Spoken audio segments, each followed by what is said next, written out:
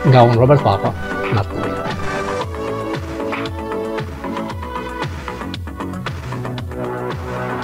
Për gjithmonë, Bana King.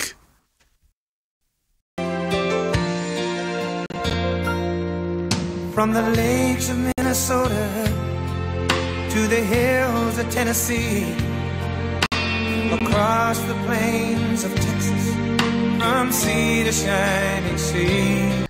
Të nderuar miq, mirëmbrëma, takohemi përsëri në Fokus. Betejë, lufta tregtare e presidentit Trump. Ka shumë drejt. Bota ka përfituar që nga viti 1975 në kurrizë të ekonomisë më të madhe në botë. E djathta amerikane kërkon të mbështesë grupet e djathta në Europë. A do të arrijë dot presidenti Trump në betejë të madhe me wokizmin? Histeria dhe propaganda të majtës amerikane krijoi panikun e aksioneve në Wall Street. Do të fitojnë njerëzit e Wall Street apo ata të Main Street? Ky është problemi i madh.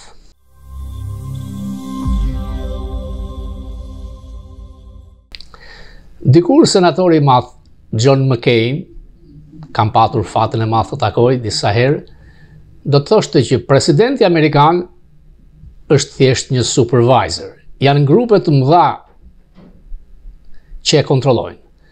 Ajo që quhet rëndomt këtu WASP, Anglo-Sakson protestantët e bardhë.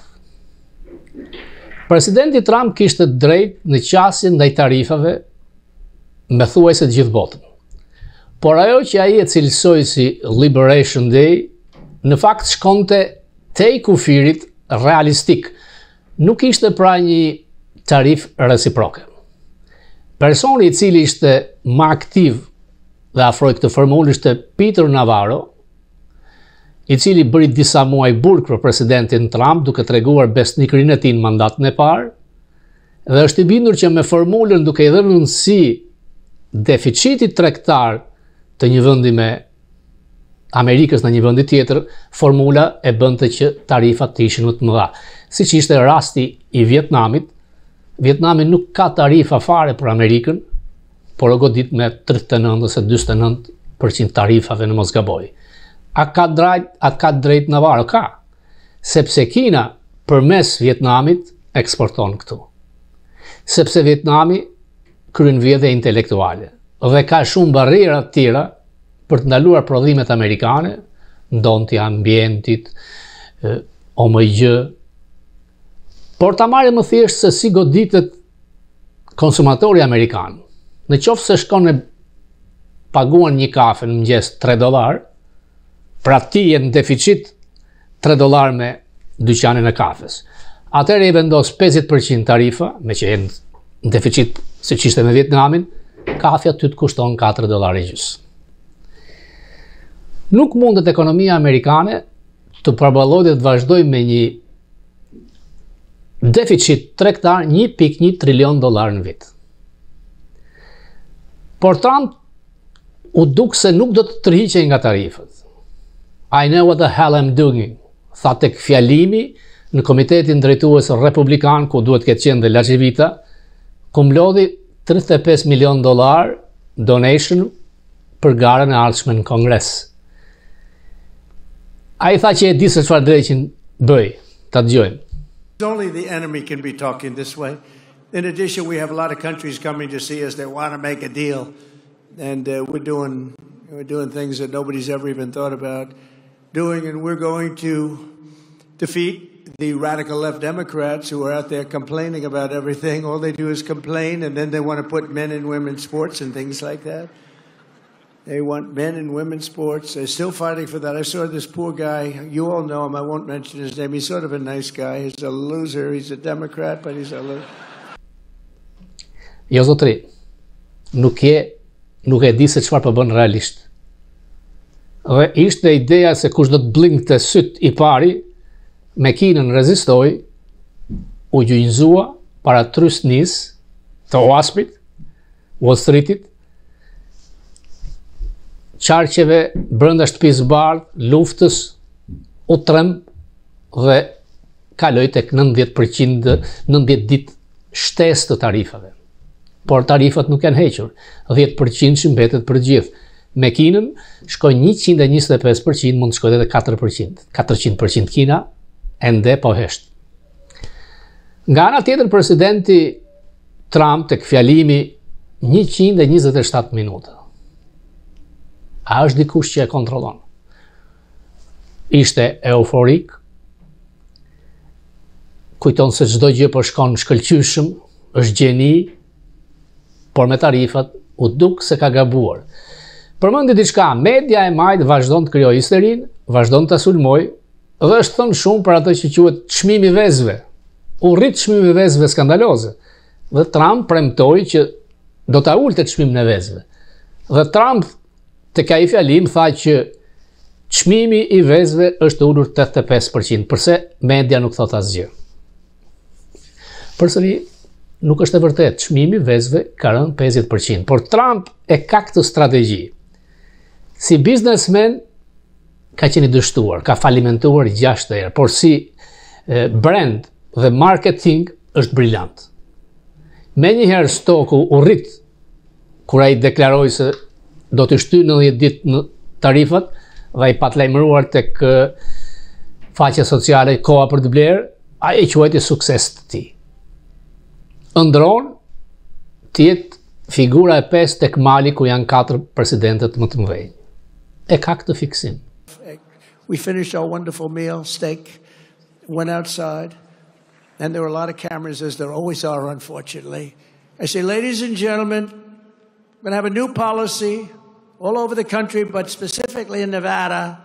There will be no tax on tips, right? And the cameras went wild, click, click, click, click, click. And we won the state by a lot, so I don't know. So I have to find that waitress and thank her. She was my consultant. Është narcisist. Problemi është që Trump ka drejt. Deri në vitin 1975, Amerika nuk ka pasur deficit tregtar me asnjë vend. Tarifat janë vendosur në 1929, kemi krizën e 31-shit, por stoqet ranë përpara tarifave. Nuk mund të bësh krahasim me atë kohë, se në atë kohë Amerika ka qenë e varfër. Sot Amerika është vendi më i pasur, njerëzit jetojnë më mirë se kudo në botë. Fakt. Presidenti që hoqi tarifet ishte Kennedy. Mbas vitit 1975, fillon të rritet deficiti tregtar amerikan.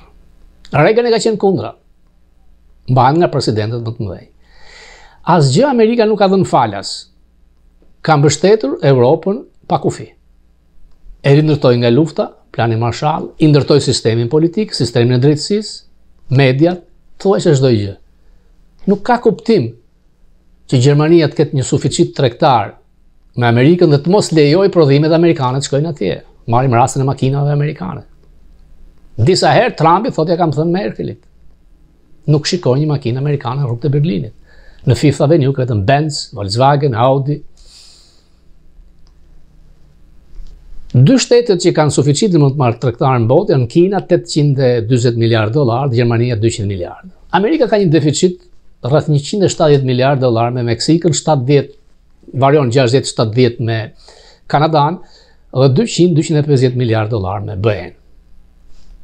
Nonsense. Kur ke parasysh që dhe 60 miliardë dollar shkojnë nga meksikanët që punojnë këtu dhe dërgojnë cash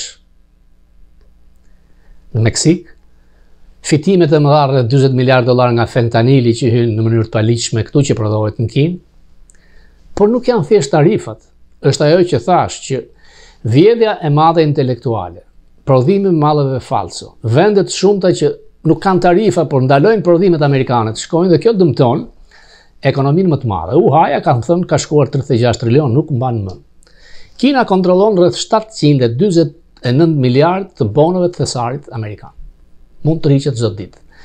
Dhe ai 300 miliardë dollar që merr çdo vit, Kina e investon për të fuqizuar ushtrinë e saj, pra të rritur fuqinë ushtarake. Ndaj Trump dha një urdhër ekzekutiv për të rritur prodhimin e anijeve ushtarake, sepse Kina ka shkuar përpara. Në disa variante të lojrave në kompjuter, luftë Amerikë dhe Kinë, fiton Kina. Kjo është e tërmërshme, e frikshme. Por Kina nuk i reziston dot zoti Trump. Zoti Trump nuk reziston askush me tarifët. Çdo qeveri në Europë bie për 2 javë. Pse? Ta bëj të thjesht. Kompanitë e mëdha gjermane kanë treg të madh këtu. Pra Amerika ju jep biznes, ju krijon mundësi, lehtësira të vinë të shesin këtu dhe paguhet punëtori gjerman. Tani Trump thotë që çdo ditë hyn $2 miliardë nga tarifat. Interesi që paguan Amerika është $3 miliardë në ditë. Prapë është me humbje. Në fakt nuk është se paguajnë gjermanët po ta marrin. Paguan blersi.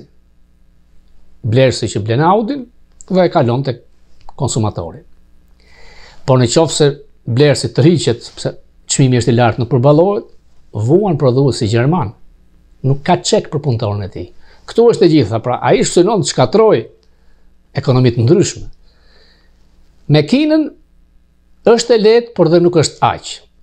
Ka filluar sulmet fillimisht duke publikuar një raport të CIA-t, duke e deklasifikuar ku del që familja e presidentit Xi zotron $1.1 miliard, ish zëvendëskryeministi kines $3 miliard.